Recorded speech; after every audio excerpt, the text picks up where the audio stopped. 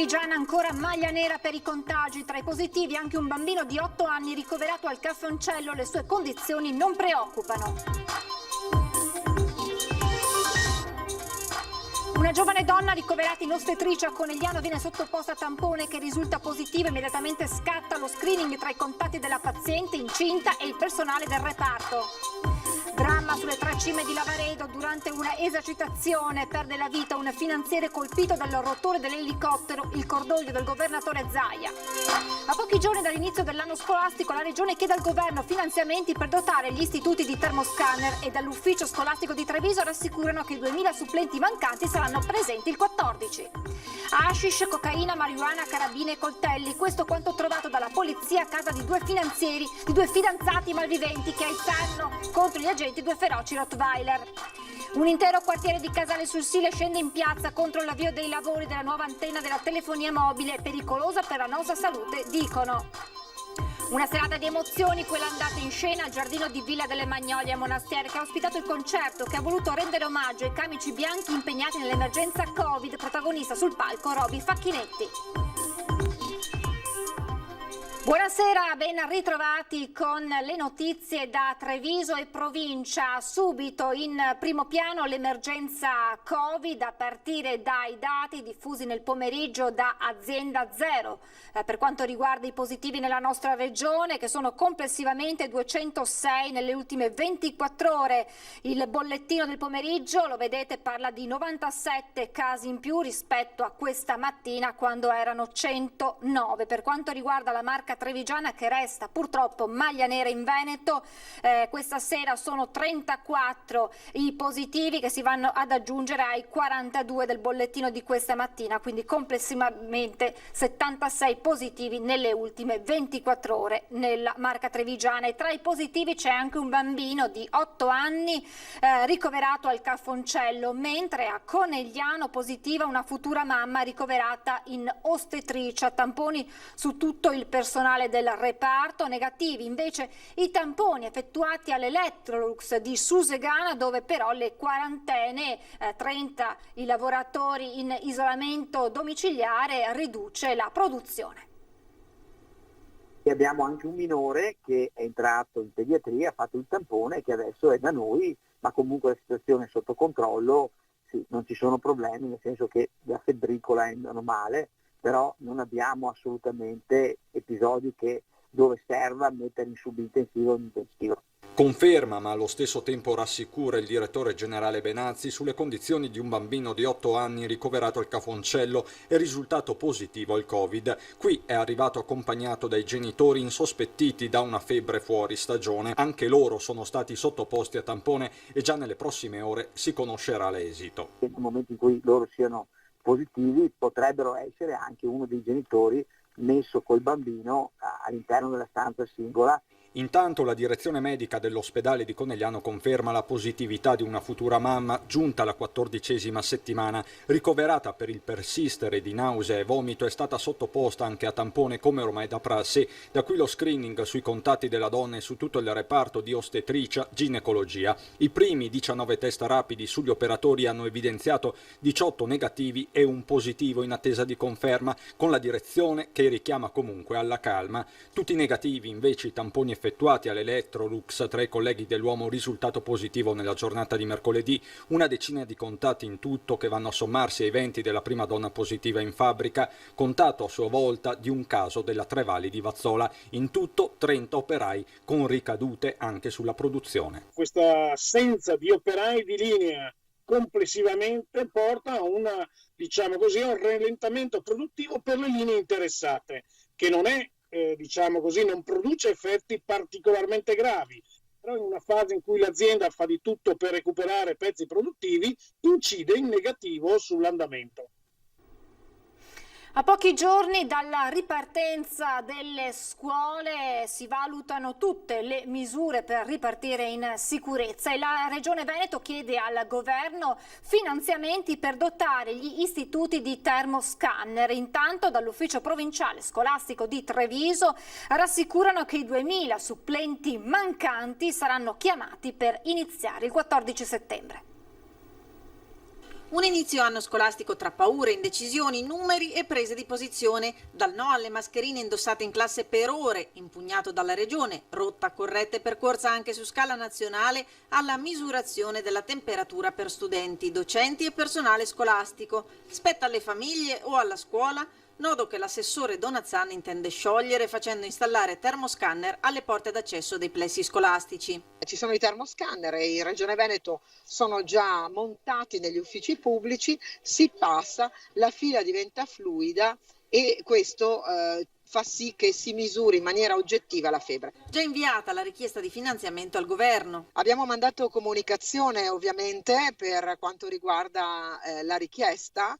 Abbiamo detto che a noi pare una buona soluzione quella del termoscanner e ovviamente questo ausilio e risorse devono venire dal governo. Io spero che ragionino in questo senso perché i soldi per i banchi sono a nostro parere buttati via. E poi ci sono i numeri di famiglie che non manderanno i ragazzi a scuola preferendo la didattica in casa, numeri di docenti e impiegati amministrativi che minacciano di non rientrare, graduatorie per le supplenze contestate. Ad oggi dagli uffici scolastici della provincia di Treviso sono state processate 21.000 domande di supplenza arrivate da tutta Italia per compensare la mancanza di 2.000 docenti. Noi proprio per velocizzare i tempi, visto che i tempi sono strettissimi, la scuola inizia alle 14, abbiamo pensato come città, come provincia di Treviso, di acquistare una piattaforma online da una ditta appunto che già comunque fornisce altri uffici scolastici che ci consente in una giornata, volendo se riusciamo, a dare tutte le supplenze. Quindi a noi mancano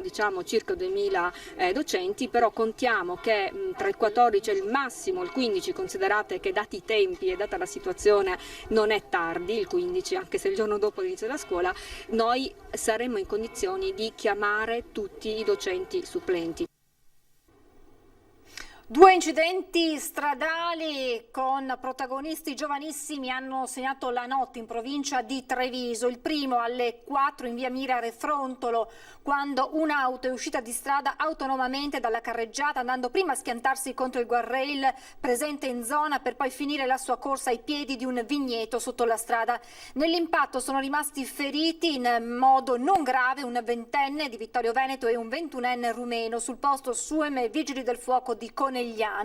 Mezz'ora dopo, intorno alle 5, un secondo incidente stradale è avvenuto lungo la Pontebana Villorba. In questo caso a rimanere feriti sono stati un 18enne di Conegliano e un 22enne straniero che sono andati a sbattere contro un albero. Hanno subito vari politraumi, ma anche loro senza gravi conseguenze. Dobbiamo poi registrare nel pomeriggio di oggi, intorno alle 16:30, un altro incidente stradale accaduto questa volta a Fregona, che ha visto coinvolte 2 moto. 3 le persone rimaste ferite, non in modo grave, trasportate con l'elicottero della SUEM nell'ospedale di Conegliano.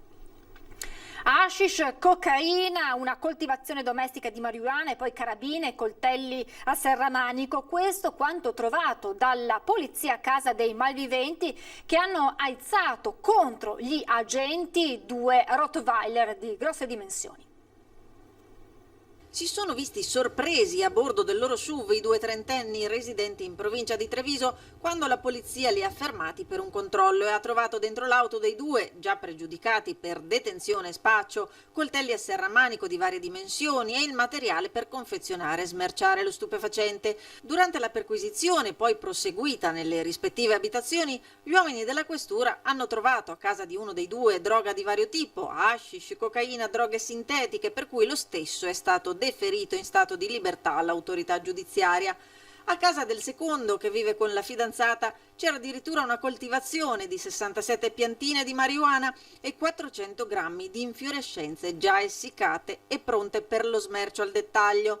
Ma gli agenti hanno anche dovuto difendersi dai 2 Rottweiler, chiudendoli in bagno, che erano stati aizzati contro di loro dalla fidanzata di uno dei 2 malviventi nel tentativo di prendere tempo mentre tentava di disfarsi della droga. Gli uomini della mobile hanno sequestrato anche 2 carabine ad aria compressa, catalogate come armi da sparo, custodite illegalmente. Posta sotto sequestro anche la sostanza stupefacente rinvenuta, le strumentazioni necessarie alla coltivazione, allo stoccaggio e allo spaccio e persino 1.100 euro in contanti riconducibili all'attività di spaccio. Alla luce di quanto scoperto, i 2 fidanzati sono stati arrestati in flagranza di reato in concorso tra loro.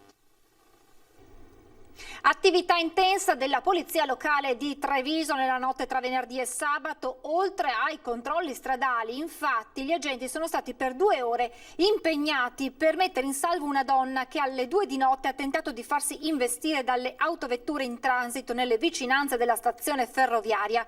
2 le pattuglie impegnate nel delicato intervento che ha riguardato una donna di 62 anni di paese. La 62enne è affetta da disturbi psichici, come ha riferito lo stesso comandante della polizia locale Andrea Gallo, è stata poi portata al pronto soccorso. 3 invece le persone che sul PUT sono state sanzionate per eccesso di velocità, transitavano a circa 90 km all'ora, il limite, lo ricordiamo, è di 50. Sempre Gallo conferma che i controlli attraverso telelaser continueranno anche in altre zone della città. A ciò si è aggiunta, lo state vedendo nella foto, la caduta in via Santa Caterina di un pluviale alle 3 di notte che ha danneggiato alcune auto in sosta, situazione poi rimessa a norma con l'intervento dei vigili del fuoco. Sempre la cronaca con i carabinieri di Asolo che ieri sera hanno arrestato un 37enne pregiudicato di Quinto. L'uomo doveva scontare una condanna per una rapina avvenuta nel Veneziano ben 10 anni fa.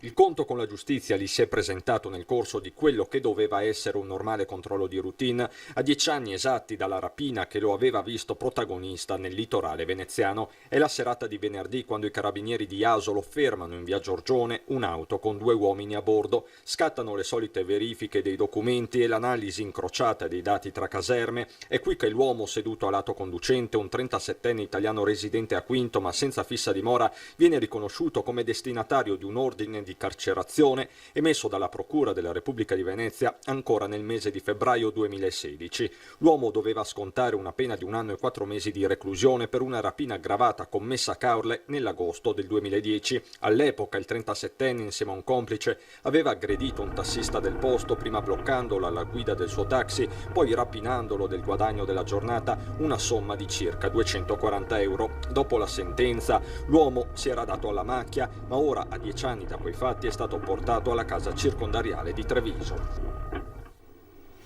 Voltiamo pagina, sit-in di protesta questa mattina a Casale sul Sile contro l'installazione di una nuova antenna di telefonia mobile. Preoccupati i residenti che chiedono al comune di modificare il sito. Il Consiglio di quartiere non è stato interessato e noi dall'oggi al domani ci troviamo probabilmente, anzi direi ormai per lo stato di fatto sicuramente, 28 metri di pilone di antenna della quale non sappiamo neanche l'impatto visivo. E a prescindere dall'impatto visivo abbiamo dei grossi dubbi sulla nostra salute. Che ne sarà della nostra salute? È questa una delle domande più ricorrenti tra i residenti di via Lord Baden-Powell e delle zone limitrofe, un intero quartiere di Casale sul Sile che si sta mobilitando contro un'antenna di telefonia mobile di cui al momento si sono realizzate in tempi record le fondamenta. Un giorno all'altro proprio mi siamo accorti che stavano facendo un scout. Cosa stanno facendo? Avevano detto ha fatto un'antenna, come un'antenna. Ci siamo informati e purtroppo è così. È dal 2015 che si parla di un'antenna in zona all'interno del piano della telefonia, ma l'accelerazione è avvenuta in giunta comunale il 25 maggio scorso, con l'autorizzazione alla compagnia telefonica di occupare il terreno di proprietà del comune per 9 anni, a fronte di un canone annuale di 8.000 euro. Ma i cittadini non ci stanno e lamentano innanzitutto il mancato coinvolgimento. Noi non siamo contrari a priori all'antenna perché tutti hanno il telefonino. Quello che noi contestiamo è il modo in cui è stata messa e decisa e il posto soprattutto, che appunto è ridosso a una zona che è altamente abitata e tra l'altro vicina al centro di Casale. Sì, è pericolosa. Abbiamo tutti i fiori nuovi, tutti i appartamenti nuovi, piazzare un'antenna qua è sbagliato, secondo me. Io ho fatto un parco e io ho messo l'antenna, mi pare che sia una roba giusta. È deturpante sia da un punto di vista visivo, sia preoccupante da un punto di vista di salute. Non ci voleva perché deturpa il quartiere oltre a tutti i dubbi sulla salute che potrebbero, tutti i danni alla salute che potrebbero derivarne, che non sono provati ma nemmeno il contrario. In primis della salute, ripeto, e secondo anche una svalutazione, qualunque cosa, non è sicuramente il posto più adatto. Diventa il biglietto da visita del quartiere e fa schifo sinceramente. Da qui la richiesta urgente al comune di fermare l'opera e cambiare sito. Assessore, Giunta comunale, i nostri bambini, gliela diamo una speranza, andrà tutto bene? Oltre al Covid con le antenne andrà tutto bene? Torniamo a parlare dell'aeroporto di Treviso perché secondo notizie ufficiose il ministro dell'ambiente Sergio Costa non avrebbe firmato il decreto che serve per dare il via ai lavori di ampliamento dello scalo, valutato positivamente dalla commissione VIA. Di colpo ferale all'economia della città e dell'intero nord-est parla il sindaco di Treviso Mario Conte con la deputata Vanni Agava, responsabile ambiente della Lega. È un'offesa istituzionale di cui chiederemo immediatamente conto in Parlamento. Ci spostiamo adesso nell'area di Treviso Servizi in zona dogana. Lungo il percorso dello Stiglia c'è stato segnalato una stradina con un boschetto che la gente cerca di evitare. Presenze equivoche lungo lo Stiglia in zona dogana a Treviso.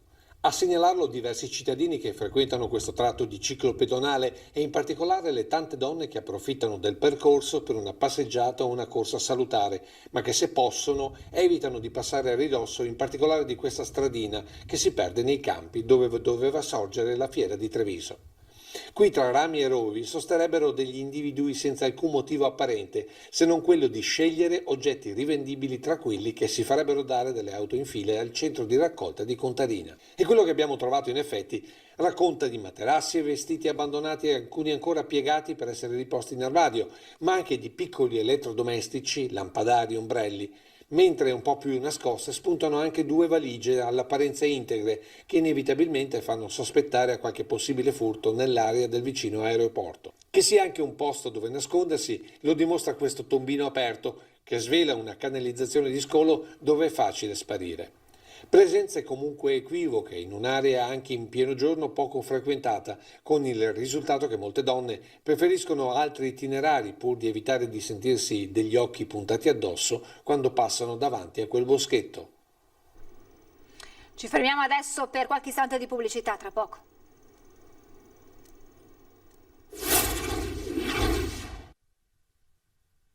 Rieccoci in diretta, subito a Monastier con le immagini del concerto per ringraziare i camici bianchi impegnati nella lotta contro il coronavirus.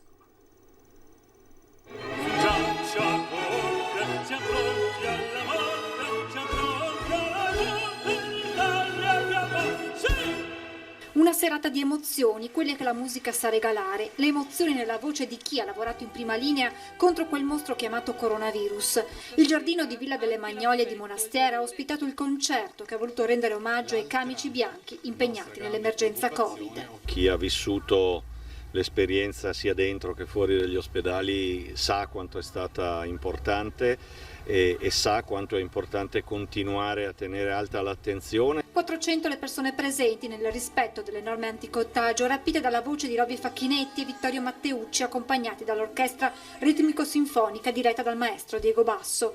Anche gli anziani ospiti della casa di cura hanno potuto assistere al concerto dalle loro stanze grazie ad una webcam. Tra un'esibizione e l'altra i racconti dei medici dell'ospedale Cafoncello, del Covid Hospital di Jesolo, dell'ospedale di Bergamo. La serata infatti ha visto l'abbraccio tra l'ospedale Giovanni XXIII di Bergamo e la casa di cura di Monastier che porta lo stesso nome, 2 strutture che seppur in modo diverso sono state in prima linea durante l'emergenza Covid. Abbiamo vissuto con grave disagio questa situazione.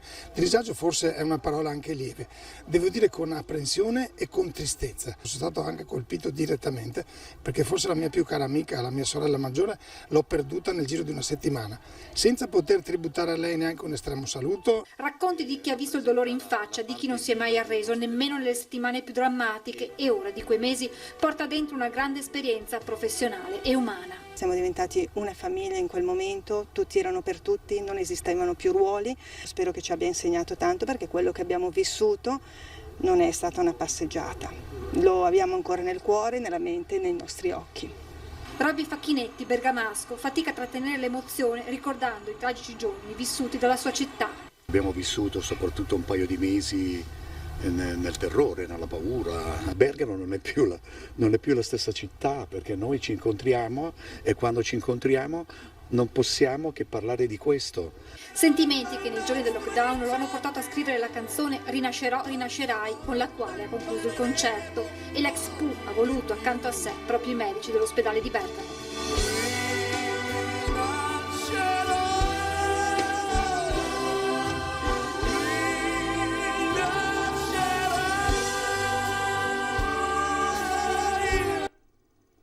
E adesso con il generale Iannicelli sentiamo che cosa ci aspetta dal punto di vista meteorologico in questo fine settimana e per la prossima settimana.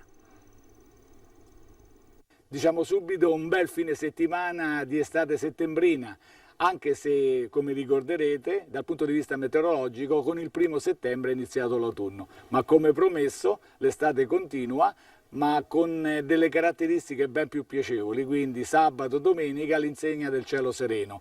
Una moderata attività di cumuli durante il pomeriggio, naturalmente sui rilievi in modo più intenso, dove non si esclude, non dobbiamo mai escludere sui rilievi la possibilità di qualche breve temporale. Per domenica sera avremo un graduale aumento della nuvolosità e per lunedì è prevista un'infiltrazione di aria più instabile e questo potrebbe provocare degli annuvolamenti più intensi e qualche fenomeno anche di precipitazione, ma una cosa veloce in quanto si ristabilirà l'alta pressione e quindi ci aspetterà una settimana ancora all'insegna del sole. Poi per fine prossima settimana ci aggiorneremo. I venti con questa situazione saranno deboli, di direzione variabile, le temperature sono molto più piacevoli, abbiamo avuto modo di constatare, le minime tra i 16 e i 18 gradi, le massime tra i 27 e i 29 gradi. Per finire l'Alta Adriatica è previsto poco mosso. È tutto. Apriamo la pagina con le notizie da Belluno e provincia.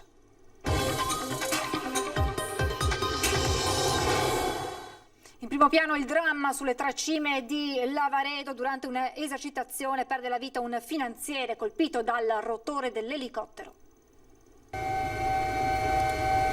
L'annuale addestramento congiunto sulle 3 cime di Lavaredo tra il soccorso alpino della Guardia di Finanza di Auronzo e Cortina e il soccorso alpino e speleologico veneto di Auronzo si è tramutato in tragedia. Stamattina attorno a mezzogiorno, conclusa la simulazione del soccorso con verricello di un infortunato in parete, l'elicottero delle Fiamme Gialle di Bolzano è risalito in quota per recuperare i 4 soccorritori in sosta alla cengia della piramide, propagine della cima grande. Uno di loro, l'appuntato scelto Sergio Francese, è stato urtato dal rotore del velivolo che si era avvicinato alla parete per procedere all'imbarco in modalità overing, manovra durante la quale l'elicottero libera in aria appoggiando un solo pattino. La tragedia si è consumata sotto gli occhi dei compagni e a nulla sono valsi i tentativi prolungati di rianimazione svolti dal personale medico dell'Aiuto Alpin di Bolzano sbarcato in parete. La salma del finanziere è stata trasportata a valle a disposizione della magistratura che dovrà accertare la dinamica dell'incidente. Sergio Francese aveva 55 anni e vestiva la divisa della Guardia di Finanza che aveva abbracciato dopo aver servito per anni il Corpo Forestale dello Stato. Originario del Comelico, Sergio Francese prestava servizio alla stazione del soccorso alpino della Guardia di Finanza di Cortina e apparteneva come volontario al soccorso alpino di Auronzo. Commozione e partecipazione al dolore del figlio 17enne e dei familiari è stata espressa dal presidente del soccorso alpino Veneto Selenati e dal presidente nazionale dell'Antonio. Numerosi messaggi di cordoglio giunti in queste ore dalle massime cariche istituzionali, in testa il governo, con i ministri dell'economia e delle finanze Gualtieri, dell'interno Lamorgese e dal comandante generale della Guardia di Finanza Zaffarana. Anche l'amministrazione provinciale di Belluno, presente all'esercitazione con il consigliere delegato alla protezione civile Massimo Bortoluzzi, ha rivolto alla famiglia di Sergio Francese sentimenti di vicinanza e di condivisione del dolore, estesi alla grande famiglia del soccorso alpino, sempre in prima fila per gli altri. E anche il presidente della regione Luca Zaia ha espresso la sua commozione per quanto successo. È caduto mentre si esercitava per salvare la vita degli altri. Alla sua memoria va tutta la nostra riconoscenza e ammirazione, scrive Zaia. Intanto il comune di Auronzo e il consorzio turistico 3 Cime Dolomiti, in segno di lutto, hanno deciso di annullare, di rinviare a data da destinarsi la cerimonia di consegna del premio Auronzo 2020 prevista per questa sera. E tragedia sfiorata invece ieri sera al campo di volo a Fanta di Santa Giustina, un ultraleggero in fase di decollo ha perso quota ed è precipitato al suolo, salvi per miracolo padre e figlio che erano a bordo. Si è sfiorata la tragedia ieri sera al campo di volo di Santa Giustina in località Fanta. Il motore di un ultraleggero in fase di decollo ha perso improvvisamente potenza e conseguentemente quota, finendo su un prato vicino alla pista e fortunatamente il pilota e il passeggero, rispettivamente padre e figlio, se la sono cavata senza gravi conseguenze. L'ultraleggero è riparato giù in fondo sotto quegli alberi all'interno del club Fanta Air. È un club che raccoglie molti soci che utilizzano i propri velivoli per hobby, per passione. L'incidente è accaduto ieri sera qui attorno alle 19. L'incidente ha fatto confluire per i soccorsi i vigili del fuoco con il SUEM e la polizia per i rilievi di legge.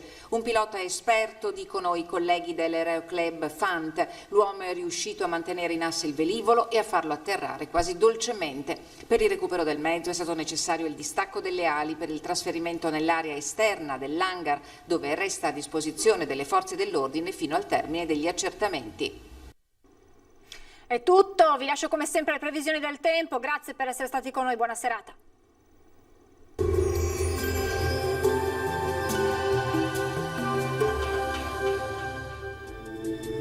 Benvenuti al meteo. Un fronte perturbato di origine nord-atlantica lambisce il nostro territorio. Vediamo quali conseguenze avrà nel dettaglio di domenica 6 settembre. Sul Veneto la giornata sarà in gran parte soleggiata, con cielo sereno o al massimo poco nuvoloso. Con il passare delle ore però aumenterà l'instabilità sulle Alpi, con qualche temporale che in serata potrebbe raggiungere anche le pianure limitrofe. Temperature minime tra 15 e 20 gradi, massime invece tra i 25 e i 30 gradi all'incirca. Ci spostiamo ora sul Friuli Venezia Giulia, anche qui da prima condizioni di bel tempo, entro sera più nubi con occasionali piogge sparse. Temperature minime fino a 19 gradi, valori massimi oscillanti tra i 27 e i 29 all'incirca. Infine sul Trentino Alto Adige ci attende una domenica soleggiata, anche qui però dal pomeriggio cielo più nuvoloso e precipitazioni via via più diffuse. Temperature minime sui 16-17 gradi, massime invece fino a 25 gradi. Dal meteo per ora è tutto, io vi auguro un buon proseguimento in compagnia di Antenna 3. Arrivederci.